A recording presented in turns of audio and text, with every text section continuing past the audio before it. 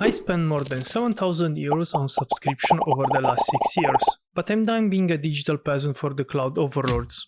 In fact, one single company took more than 1,200 euros from me in the last 2 years alone. And I'm pretty sure I'm not the only one who bought an annual subscription like Skillshare or LeetCode because it sounded like a good deal, use it maybe once or twice and never again. 10 euros a month on Netflix, it doesn't sound bad until you realize you spend more than 700 euros on it. That happened to me, so I decided to build a dashboard to visualize how much I'm spending on subscription and cut the costs. It's built from real data I've been collecting for more than 6 years, so stick to the end to see my numbers, what are my top 10 most expensive subscriptions, and how I plan to regain my freedom from the cloud overlords. Okay, but what subscription are we even talking about? Well, here's my full list, and as you can see, they range from the classic streaming ones like Netflix and HBO to software like Adobe, and also the more modern AI subscription like Claude. What's not included is my gym membership, that's 100% worth it, but anything else is fair game. So like Anime Box or my WoW subscription, it's all tracked. And I also grouped them in 10 categories to see how each category perform. 2 quick disclaimers. 1. Some subscriptions are paid annually, some monthly. And 2. For some I paid the family plan because I'm the older brother and you know how that goes. Now let's see the dashboard. 7,330 euros in total. That could have been a decent Volkswagen Golf bought from Germany I could be driving right now. Instead, I have a Netflix account I don't watch and a password manager I regret. Lifetime, that averages out to about 90 euros a month. But that 90 is a lie, that's the average across 7 years. Today, the actual cost per month is around 187 euros per month, or more than 2,000 euro per year. So how did we get here? In the first years, it was not that bad, but then in 2024, the costs doubled in a single year. And my worst month ever, financially speaking, was March 2024, 552 euros. In 1 month on subscriptions. I don't remember what happened in March 2024, but apparently I was going through something. If you look at the categories, software, streaming and cloud take the majority. I'll be honest, this fact upsets me because all the money goes to the cloud overlords I saw this spite. But on a positive note, my active subscriptions are going down. On a not so positive note, some subscriptions increase their pricing quite a lot.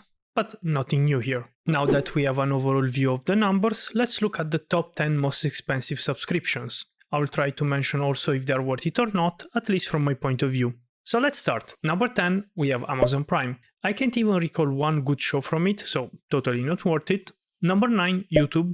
This actually I don't mind, I feel like I've watched so many things on YouTube and I learned so much, totally worth it. Number 8, GoDaddy. That's basically just domains. I don't know, sort of worth it maybe. Number 7, Spotify. This is actually my first ever subscription. It started at 4 euros a month. Now it's around a 7 because we use the Duo plan, but I use it every day. I would say it's worth it, but do we really need it if we already have YouTube? I'm not sure. Number 6, PlayStation Network. I already stopped paying for it, so not worth it. At 5, Revolut Metal.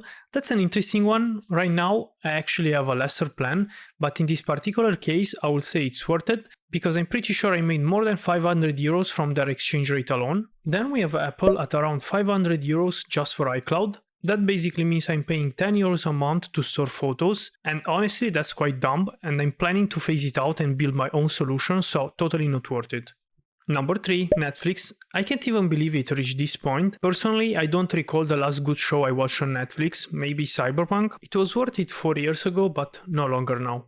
Number 2, and this might be a surprise, JetBrains. For those who don't know, JetBrains offer a large variety of IDs, what software developers use to write and debug their code, and to their credit, their subscription gets cheaper the longer you are subscribed.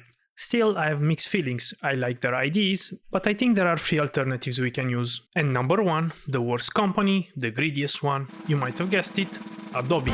1,247 euros in 2 years. Everyone else on the list needed 5, 6, 7 years to get their number. Adobe did it in 2. And fun fact, I'm not even paying the full price.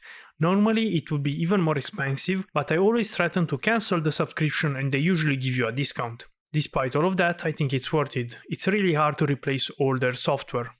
Okay, by now you might be wondering, hey Lucian, where do you get this data from? Is it even real? Let me show you.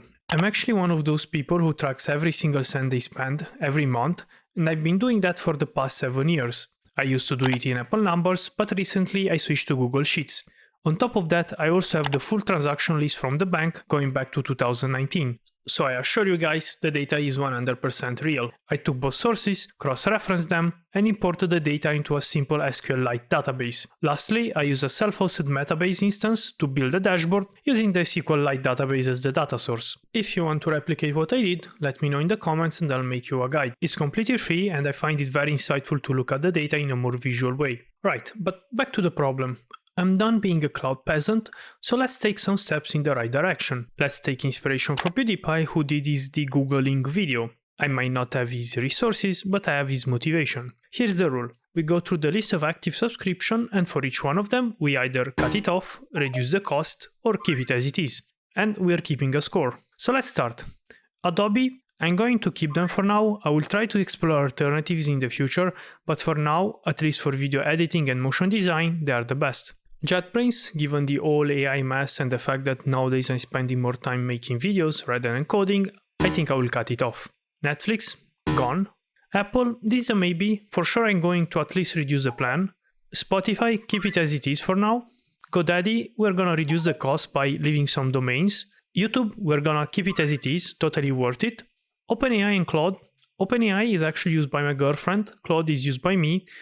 We'll have to keep them for now, but the intent long term is to replace them with a local model. 1Password, cut it off, there is no need for it, I regret it, don't buy it, there are free open source alternatives. Crunchyroll, it's a keep. Canva, I have no idea why it's here, I paid it once in June, but I could not tell you why. So where does it leave us?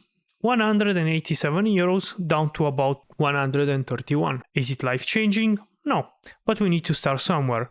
We can't just replace all subscription at once, we will start slowly. But the lesson from all this is not cancel Netflix, even though let's be honest, they deserve it.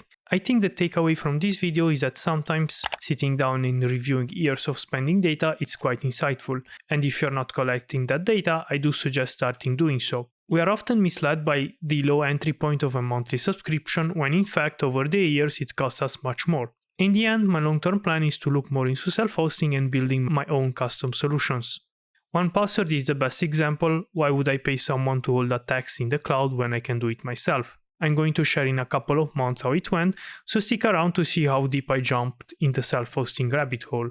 In the meantime, let me know down in the comments how much are you guys spending on subscriptions. And also, am I the only crazy one when it comes to tracking expenses? Let me know.